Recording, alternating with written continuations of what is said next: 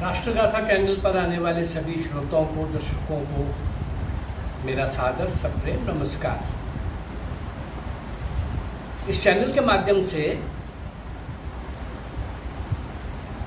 1857 से 1947 190 वर्ष का कालखंड। इस समय इस कालखंड में इस 190 वर्ष के इतिहास में जिन बाल बालिकाओं ने, किशोर किशोरियों ने, युवा युवतियों ने, हर आयु वर्ग के लोगों ने भारत माँ की स्वतंत्रता के लिए अपना सर्वस्व निछावर कर दिया, निष्काम फांसी के तख्तों पर झूल गए, जेल की लंबी सजाएं काटते हुए वही दम तोड़ दिया और धरती का घोर नर्क सेलुलर काला पानी अंडमान की जेल, वहीं मर खप के 90% लोग, वो क्रांतिवीर वीरांगने और नायक नायिकाएं जिन्होंने देश के लिए उस यज्ञ में अपने आप को आहूत कर दिया,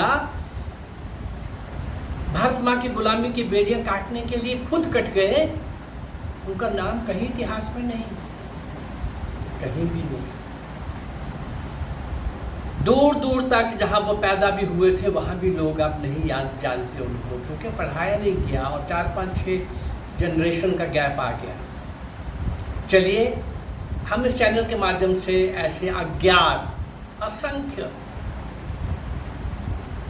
क्रांतिवीर वीरांगनाओं को, नायक नायिकाओं को आपके सामने लाने का प्रयास कर रहे हैं। इनको श्रद्धांजलि, श्रद्धा सुमन, इनको स्मरण करना किसी भी कौम का दायित्व होता है। कौम को प्रेरणा मिलती है। हर युग में ये लोग हर प्रकार से श्रद्धा के केंद्र, प्रेरणा के केंद्र, शौर्य और वीरता के कमाल के कारनामे करने वाले, नए नए ऐतिहासिक स्वर्णिम पृष्ठ लिखने वाले, इनका नाम कहीं इतिहास में नहीं। और हमें बताया गया आज़ादी नेहरू और गांधी ने लेके दी है। कमाल है, जिन्होंने एक लाठी नहीं खाई और जो सर्वस्व निछावर कर रहे थे उनका नाम नहीं। चलिए इन स्वर्णिम पृष्ठों के साथ साथ बीच में वो काले पृष्ठ भी समय समय पर मैं आपके सामने लाता रहता हूँ। अभी हम आज ऐसे ही एक क्रांतिवीर का उस लंबी पंक्ति के साथ, उस लंबी श्रृंखला में जो अज्ञात हैं लेकिन कमाल के हैं, ऐसे ही उन क्रांतिकारियों की लंबी एक धारा में, उस प्रवाह में उनके साथ एक नाम जुड़ने जा रहा है, श्री विष्णु शरण दुबलिश। श्री विष्णु शरण दुबलिश नैनी जेल में गवर्नर का दौरा होने वाला था। गवर्नर साहब तो अंग्रेज थे ही, जेल के सुप्रिंटेंडेंट महोदय भी अंग्रेज थे। उनका नाम मिस्टर पामर था। पामर साहब ने बड़ी तत्परता के साथ स्वयं ही जेल का निरीक्षण किया और जेल के अन्य अधिकारियों को भी निर्देश दे दिया कि गवर्नर साहब के निरीक्षण के समय, गवर्नर साहब ने बोला होगा निरीक्षण करने के लिए, उस समय सभी कैदी उन्हें झुककर सलाम करें।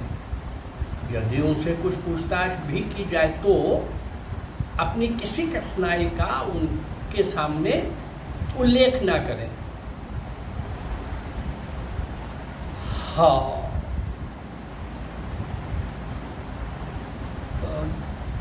जेल के निरीक्षण के लिए सभी कोठरियों के अंदर, जेल के प्रांगण में सब तरह की सफाई, दीवारें तक, आंगन तक, प्रांगण सब साफ करा दिए गए। निरीक्षण के लिए नैनी जेल में गवर्नर महोदय का आगमन हुआ। उनके पीछे जेल सुपरिटेंडेंट मिस्टर पामर थे, जो उन्हें सभी बातों का स्पष्टीकरण देते जा रहे थे। निरीक्षण के क्रम में ऐसी कोई बात देखने को नहीं मिली जिसके कारण मिस्टर पामर को नीचा देखना पड़ता। गवर्नर महोदय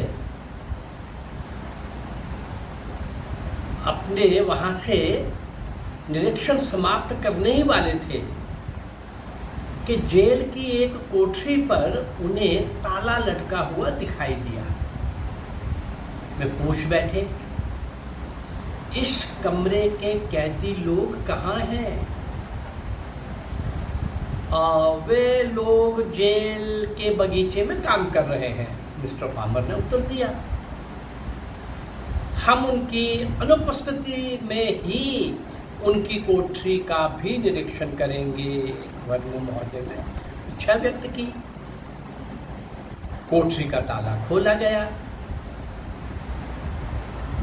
कमरा साफ सुथरा है और कैदियों का सामान भी बड़े सलीके के साथ रखा हुआ है। सभी कैदियों के सभी कैदियों ने बिस्तर लपेट कर रखे गए थे, उनके द्वारा रखे गए हैं। एक लपेटे हुए बिस्तर को खुलवा कर देखने की इच्छा प्रकट की गवर्नर ने। मिस्टर पामर ने एक बिस्तर को झटक कर देखा कि कुछ सिगरेटें और बीड़ियां भूमि पर गिरकर बिखर गई। गवर्नर महोदय ने प्रश्नवाचक दृष्टि से मिस्टर पामर की ओर देखा। ये बिस्तर किस कैदी का है? उसे हाजिर किया जाए। जेलर ने, मिस्टर पामर ने उस बिस्तर का नंबर देखा और बताया कि ये जो बिस्तर है ये विष्णु शरण दुबलिश नाम के कैदी का है, जो ककोरी केस में सजा प्राप्त कर जेल में रखा गया है। कैदी को गवर्नर के सम्मुख हाजिर किया जाए। तुम्हारे बिस्तर से सिगरेट और बीड़ियां निकली हैं, ये जेल के नियमों के विरुद्ध है। इस विषय में तुम्हें क्या कहना है? और डुबलिस जी बोले, मैं स्वीकार करता हूं कि ये नियमों के विरुद्ध है, पर मैं इसके बिना रह नहीं सकता।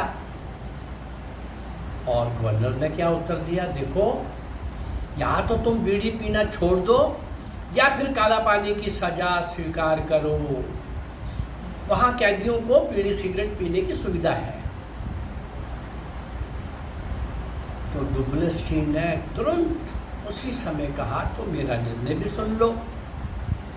मैं सिगरेट बीड़ी पीना छोड़ नहीं सकता। इसके पीछे भी बहुत बड़ा रहस्य है जो आगे आएगा। मैं सिगरेट बीड़ी पीना छोड़ नहीं सकता, ऐसा क्यों बोल रहे थे और सचमुच में क्या वो सिगरेट पीते थे? ऐसा कुछ नहीं था। हाँ, लेकिन आप चाहें तो मुझे काला पानी की सजा दे दे, काला पानी भेज दे। और सचमुच ही इस जरा सी बात पर काकोरी केस के अभियुक्त विष्णु शरण दुबलिश का स्थानांतरण नैनी जेल से अंडमान की सेलुलर जेल में काला पानी कर दिया गया। उन दिनों अंडमान की सेलुलर जेल पृथ्वी का नरक माना जाता था, उससे भी ज्यादा। वहाँ कैदियों को इतनी अधिक यातनाएं दी जाती थी कि उनमें से कुछ तो वही मर जाते थे, कुछ पागल हो जाते थे, और जो जीवित रहते थे मरे हुए के समान ही वो घर लौटते थे। विष्णु शरण दुबलिश ने स्वेच्छा से पृथ्वी का नरक का चुनाव किया। विष्णु शरण दुबलिश मेरठ का एक नवयुवक था। एक जलूस का नेतृत्व करते हुए उसे गिरफ्तार कर लिया गया था और गिरफ्तारी से पूर्व उस पर बहुत बड़ी लाठियां भी बरसाई गई थी। असहयोग आंदोलन के परिणाम स्वरूप, जिसका वो नेतृत्व कर रहे थे जुलूस का, मिली हुई सजा के दिनों में मिस्टर दुबलिश का परिचय प्रसिद्ध क्रांतिकारी शचीन्द्र नाथ सान्याल से हुआ, जो स्वयं भी जेल की सजा काट रहे थे। कालांतर में दोनों को जेल से मुक्त कर दिया गया।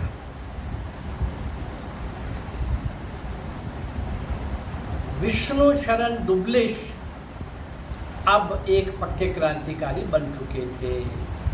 वे शचीन्द्र नाथ सान्याल द्वारा गठित हिंदुस्तान प्रजातंत्र संघ के सदस्य बन चुके थे।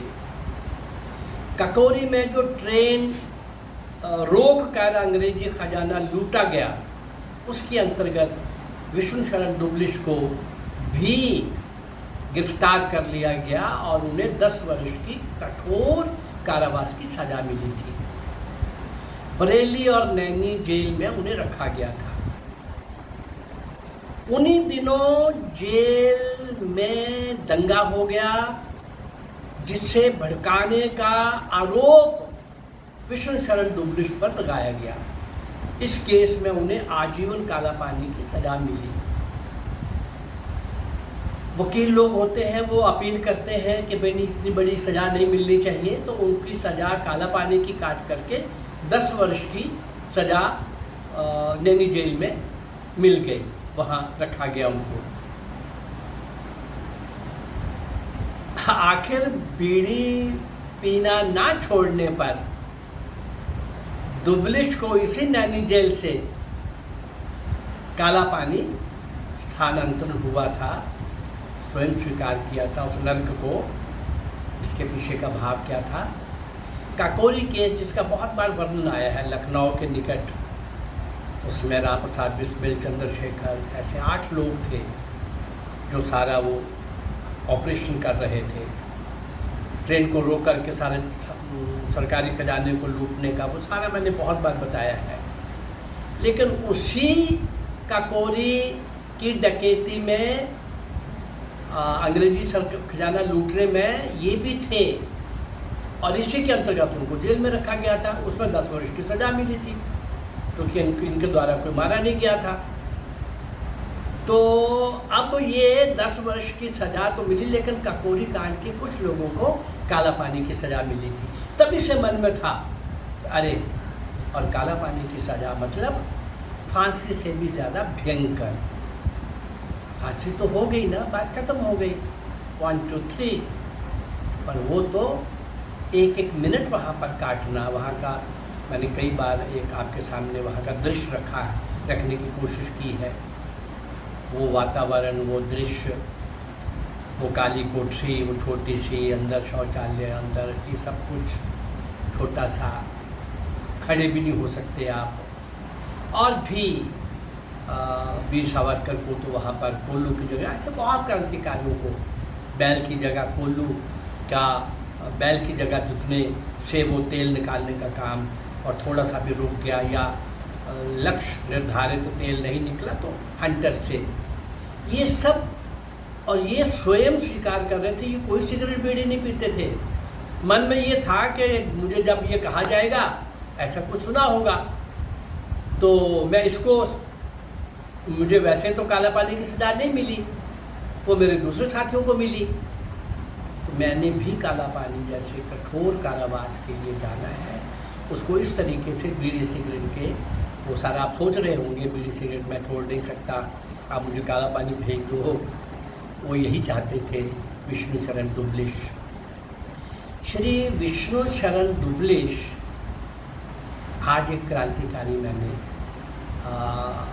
एग्जैक्ट संख्या तो नहीं, पर 1900 से ऊपर मैं ऐसे अज्ञात क्रांतिकारी आपके लोगों के सामने ला चुका हूँ इसी 190 वर्ष के कालखंड में, और अपनी 663 वीडियोज़ के द्वारा।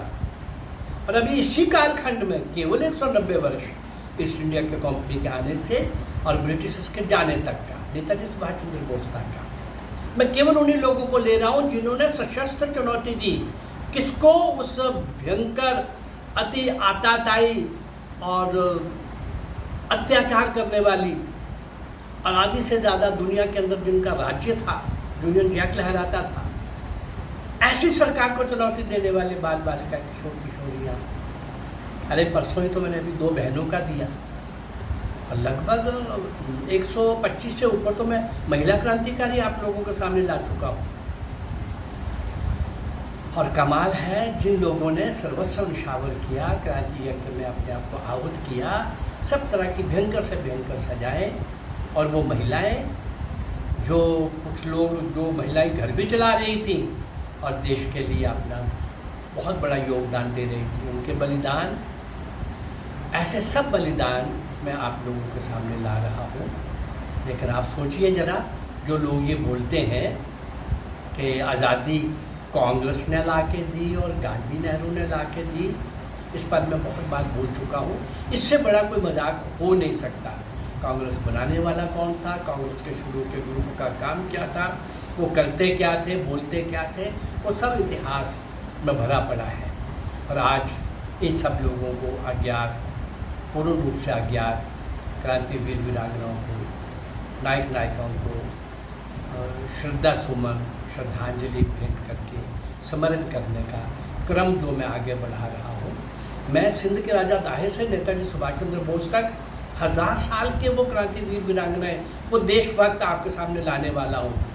और ऐसे 5-6 हज़ार अज्ञात नाम आपके सामने आएंगे। मेरा ये प्रयास अगर आपको अच्छा लग रहा है तो इस चैनल को लाइक करिए, सब्सक्राइब करिए और शेयर करिए। नमस्कार, जय भारत, धन्यवाद।